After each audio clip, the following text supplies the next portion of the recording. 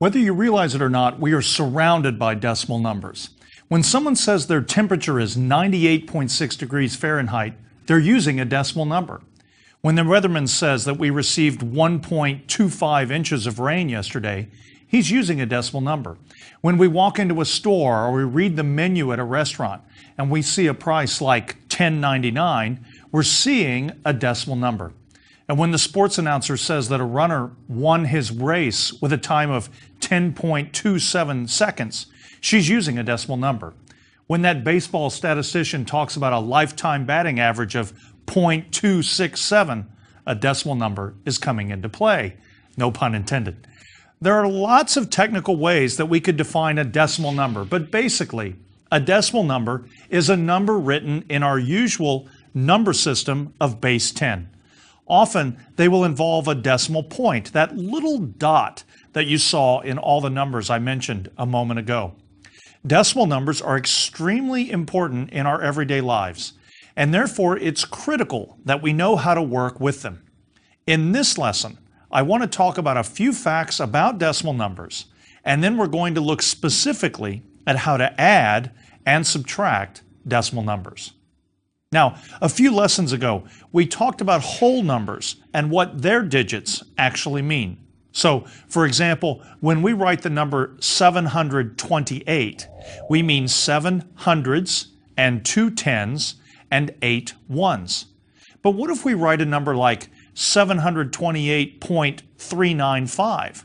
What does that decimal number mean? Well, the 7, the 2, and the 8 still mean what they meant before, 7 hundreds and 2 tens and 8 ones. But what about that 395, which was written to the right of the decimal number? Well, they also mean specific things, and the decimal point actually helps us to know what they mean. They're in their own digits, basically, as we look at them. And basically, the .395 means 3 tenths and 9 100ths and 5 1,000ths. Now, it may be hard for you to hear that I'm trying not to say tens, hundreds, and thousands, so let me emphasize this again. The 3 is in the 1/10ths position, so it stands for 3 1/10ths or 3 tenths. This is not 3 tens, which would be 30, but it's 3 tenths. Not only is it not 30, it's not even 1. It's less than 1. It's just 0.3. Imagine cutting a pie, or one of those pizzas again, into 10 equally sized slices and then taking 3 of them. Those 3 pieces represent 3 tenths of the pie, so they're not even one whole pie in the process. And the 9 in this number represents an even smaller quantity since it's only 9 100ths. Imagine starting with a new pie and cutting it into 100 tiny pieces of equal size. Then you just take 9 of those away. And that is what this 9 in the number represents. It's not very much. Having 0.09 of a pie just isn't that much of the pie. And lastly, the 5 is in the 1,000ths position, and this is a tiny, tiny part of a whole pie. In fact, it probably wouldn't even be more than just a little crumb.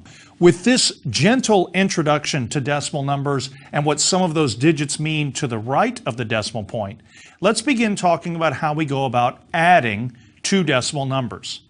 In a few moments, we'll also talk about subtracting these kinds of numbers, but let's start with adding first. Let's make sure we understand how to add decimal numbers.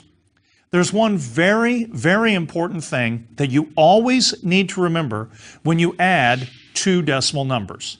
You always have to line up the corresponding digits. We said this very same thing when we were adding whole numbers several lessons ago, and it's just as important now when we're dealing with decimal numbers.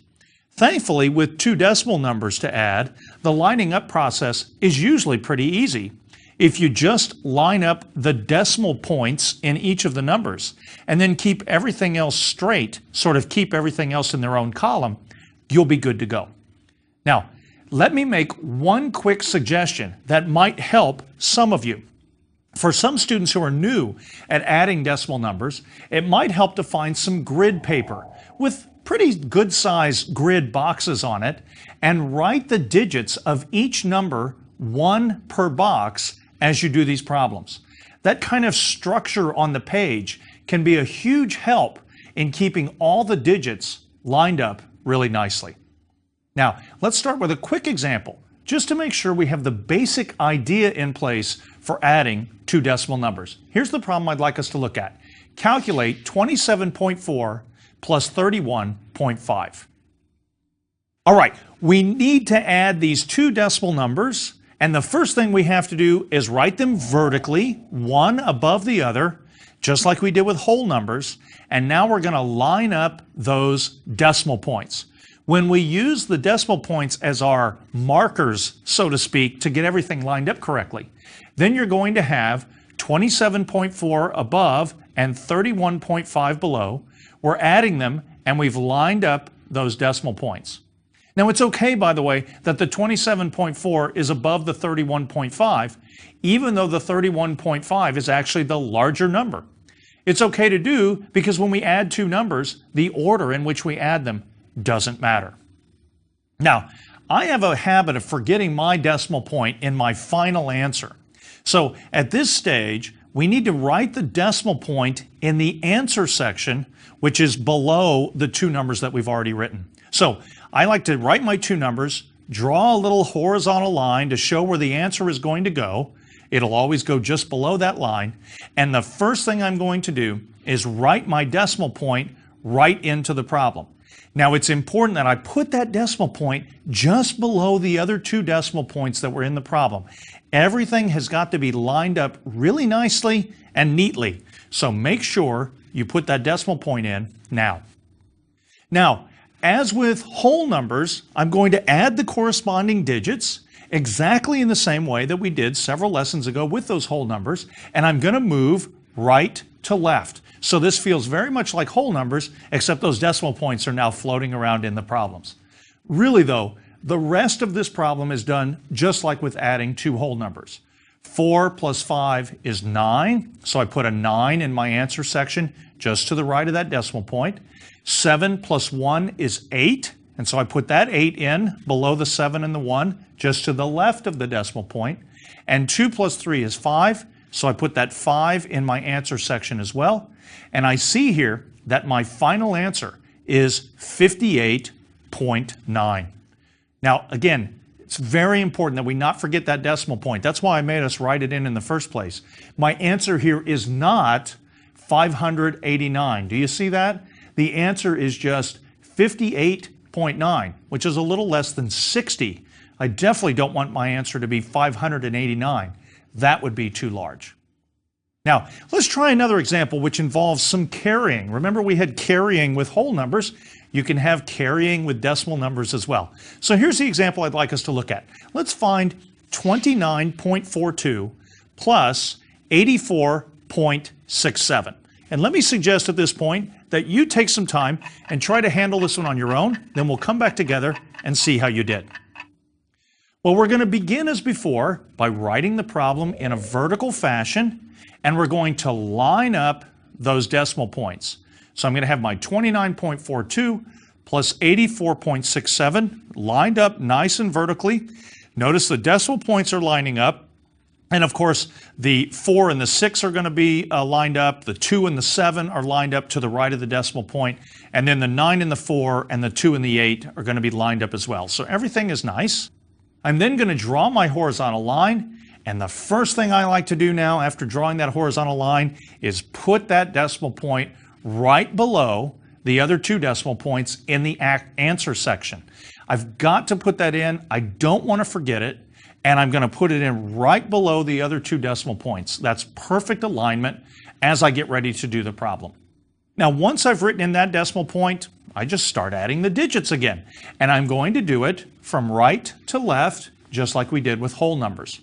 Now, this time, I have to remember to handle the carries because some of the additions that we're going to have are going to be larger than 10. So there will be a little bit of carrying, but it'll be fine. It'll be just like we did with whole numbers.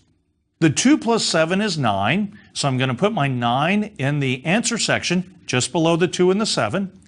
And there's no carrying there because 9 is only one digit large.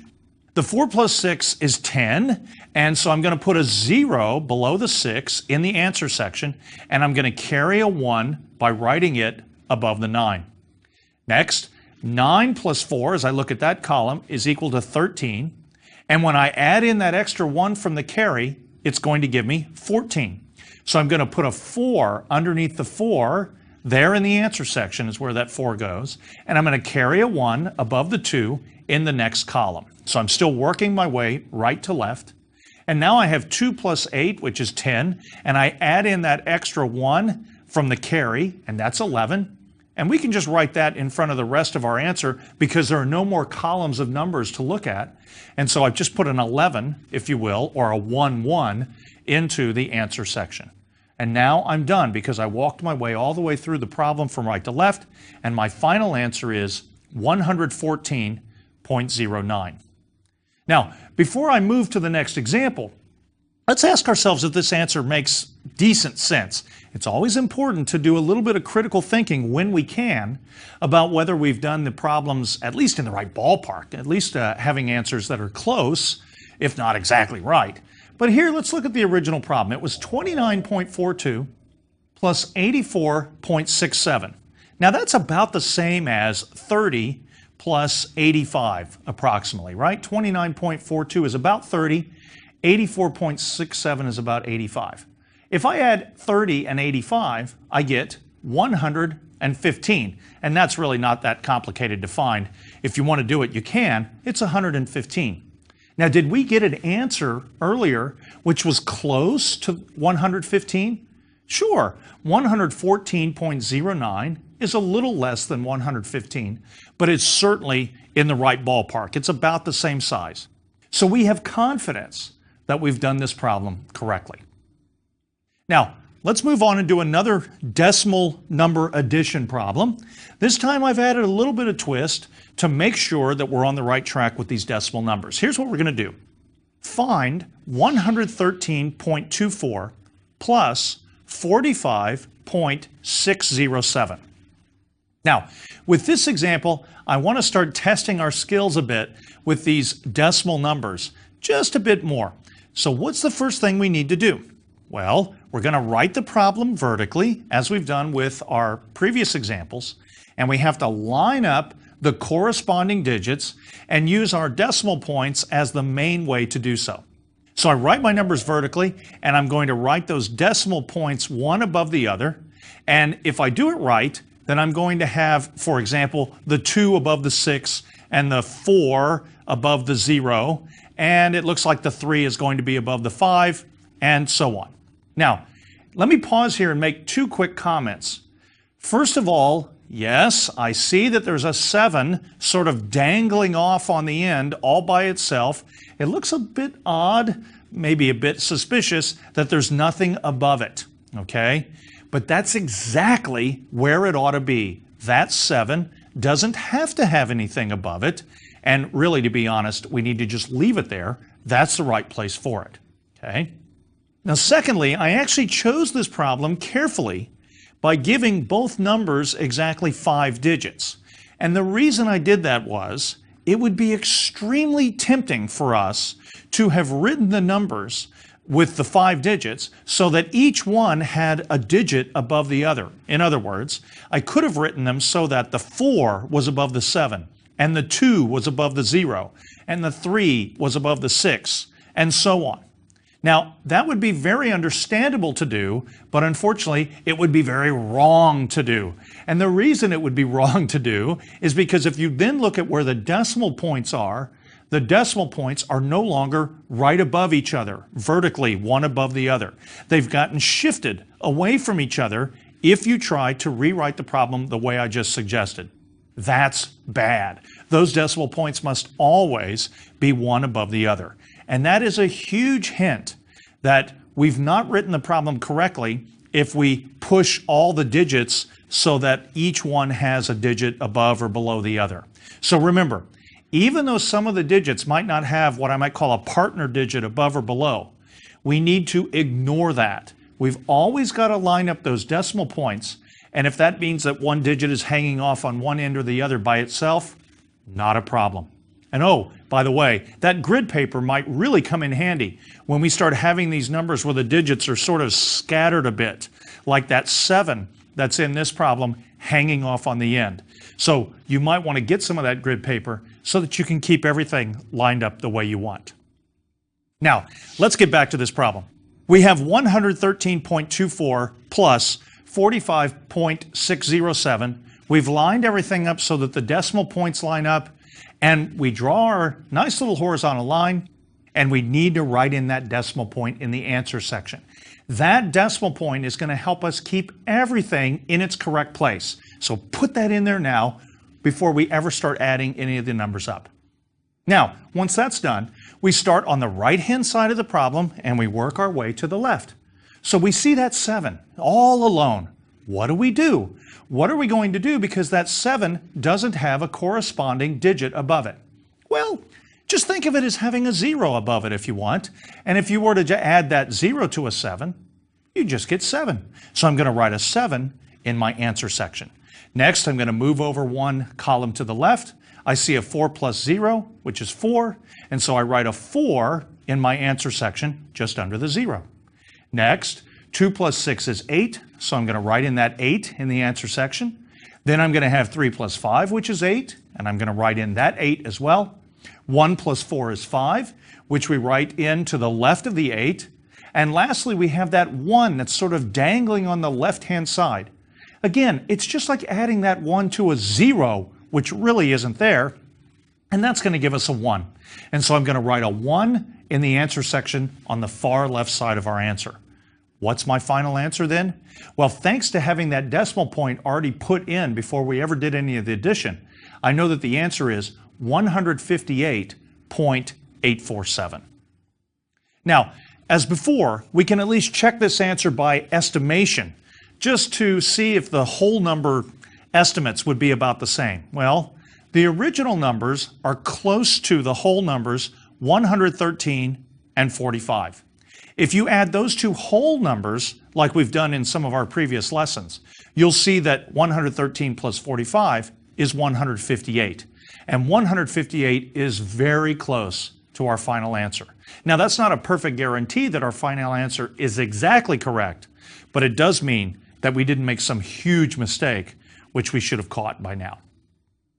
Now, I'd like to move to another example where we calculate with decimal numbers and we do some addition. Here's the example. Let's calculate 643 plus 82.987.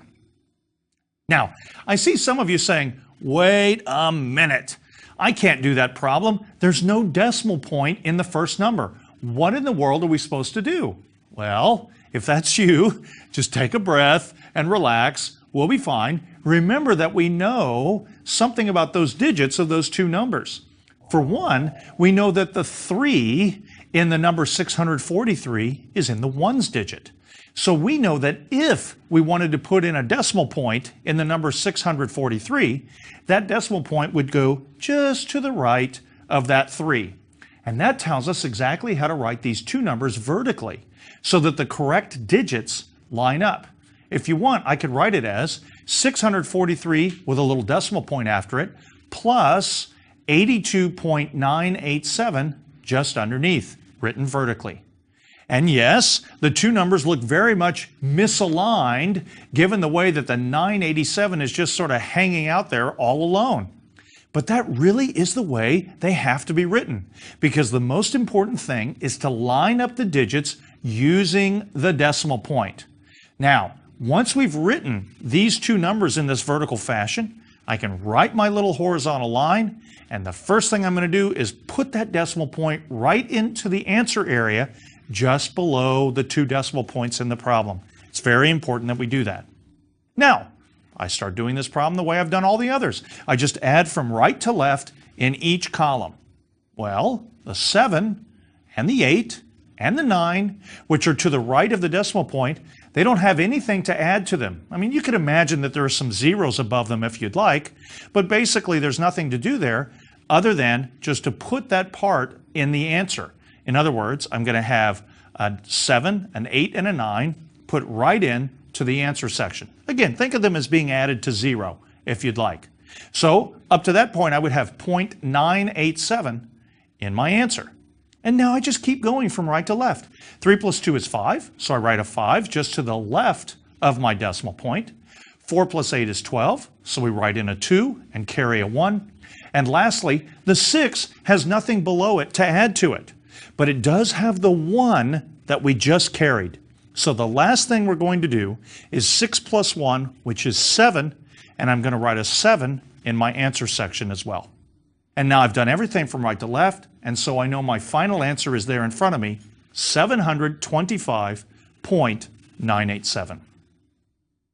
Now, I'd like to transition a bit into some subtraction problems before we close this lesson today. Now, the same rule applies with subtraction that we had with addition. We have to line up those decimal points. Otherwise, the problems follow the same basic principles that we used when we were subtracting whole numbers. So the key here is line up those digits using that decimal point as a good marker, and otherwise, you're just going to subtract the exact same way we subtracted whole numbers. So let's do a first example. Let's find 84.23 minus 51.72. Let me suggest, in fact, that we take a moment and let you try that on your own to see how you do, and then we'll come back together to see what the final answer is. Okay, so let's write the problem vertically, just like we did with whole numbers when we were subtracting, and let's line up those decimal points. And when you do, you're going to have 84.23 minus 51.72 with the decimal points aligned. Draw that little horizontal answer line, if you will. Put in that decimal point right now, just below the other two decimal points. And now you just start subtracting right to left again. So we're going to start with the 3 minus the 2. That's 1. That's easy enough done, so we put the 1 in the answer section. Next, we can't subtract 2 minus 7 from that tenths digit because the 2 is too small for the 7. So I'm going to have to borrow, just like I did with whole numbers. In fact, what we're about to do is like changing $1 into 10 dimes, if you want to think of it that way. We're going to the tenths column now, which is sort of like a dime related to a dollar bill. Taking 1 away from that 4 and replacing that 4 with a 3, we now have 12 minus 7 in the tenths digit. And 12 minus 7 is 5. So I'm going to place a 5 under that 7 just to the right of the decimal point. Now, in the ones digit of my problem, I now have 3 minus 1. Remember, it's not 4 minus 1 because we had to borrow 1 from that 4. So it's now 3 minus 1. And so in the answer section, I'm going to put a 2 because 3 minus 1 is 2. And I put that 2 just below the 1. And lastly, I have 8 minus 5, which is 3. That's easily done. And so I'm going to write a 3 in the tens digit of my answer. And I've worked through all the columns. And so my final answer is in front of me. It's 32.51. Now, let's try another subtraction example so you can see the kinds of things that can happen in those kinds of problems. They're not really complicated, but I'd like to make sure you see the different things that can happen. Let's do the following. Let's find 42.75 minus 8.1. Well, as with all the other examples that we've done in this lesson, we need to start by writing the problem vertically and lining up those decimal points. Once you've done that and you draw in your horizontal line right in that decimal point in the answer section, it's extremely important that you do that. Some students really do forget to put decimal points in their final answer, and their answers are often wrong then because that decimal point is missing. So put that point in, and now let's start subtracting. First, as we're doing things right to left, we see that 5. But the 5 doesn't have anything underneath it. So what do? Well, as we've already seen, we can pretend that there's really a 0 underneath it. And if you do that, you're basically going to have 5 minus 0, which is 5. Okay, so I'm going to write a 5 in the answer section, basically vertically below the 5 that was above in the problem. I move over one column to the left, I see 7 minus 1 is 6, and so I write a 6 in the answer section below that 1. Now we want to find 2 minus 8, but I can't do that because the 2 is too small. So I'm going to borrow from the 4, which is in the tens digit, and that leaves a 3 there. Don't forget that. And now I have 12 minus 8 in the ones digit. That's 4. So I'm going to write a 4 in the answer section below the 8. And all that's left is that 3 that's in the tens digit. But now it doesn't have anything below it either. What do we do? Well, again, I'm going to pretend that there's a 0 below it. And 3 minus 0 is 3. So I write a 3 in the tens digit of my answer, and the final answer is 34.65. Now, let's look at one more example which shows some of the complication that can occur when we subtract decimal numbers. So here's that example. Let's calculate 25.7 minus 10.483. Well, it looks gentle enough. It looks like the same kind of problems we've been doing. So let's just go after the problem in the usual way. Write the numbers vertically, one above the other, if you will, lining up those decimal points. Write out that horizontal line right in that decimal point. I know I've said it, I don't know how many times in this lesson, but it's very important that we do that. So our decimal point is there. And now I'm going to start on the right, and I'm going to do the subtraction and work my way from right to left. Well, I see that 3, but it doesn't have anything from which to be subtracted. There's nothing above it, and that's a problem. So at this point, we should probably write in some zeros in that 25.7 to get some subtraction partners, if you will, for both the 8 and the 3 that are sitting in 10.483. Well, that means my problem now looks like 25.700 minus 10.483. Now that looks better, and I like that. So now let's start on the rightmost column and do the subtraction.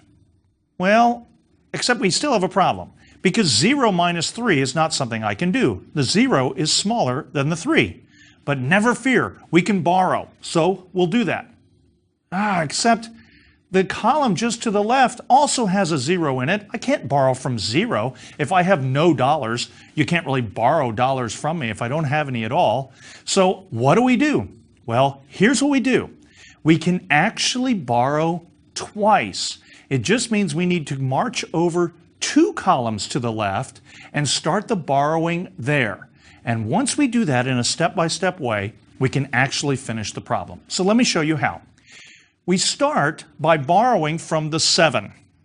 And I'm going to take 1 away from that and turn it into a 6. So rewrite that as a 6, just so we don't forget that it's now had 1 borrowed from the 7.